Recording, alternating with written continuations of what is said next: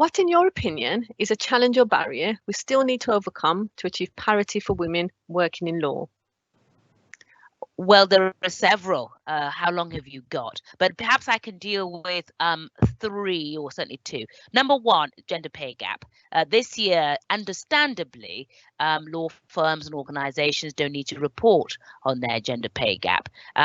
Because of what's gone on with COVID. So one can understand that. But gender pay gap is still a huge, huge issue. The disparity between the earnings of men and women is still big. And then we do need to address that. And we are addressing it slowly. And the younger generation will probably see gender parity, pay parity in due course. But the pandemic has highlighted the backwards steps and issues for women, in that women have become the main household workers in addition to their own work during the pandemic.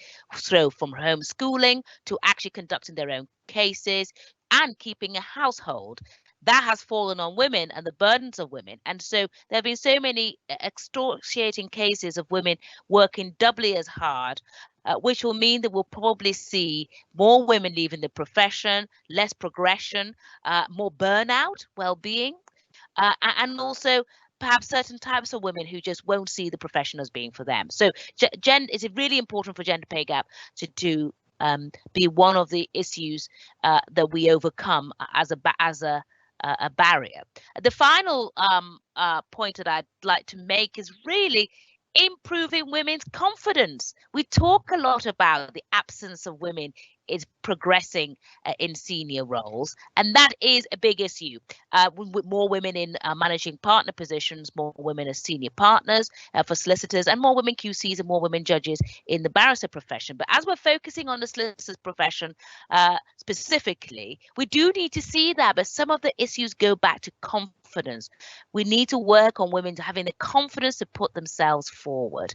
Little issues are there, and they need a greater input, and that's what governments are for, and organizations, and indeed regulatory bodies like the SRA are there to deal with some of those societal issues to make sure that women have parity with men.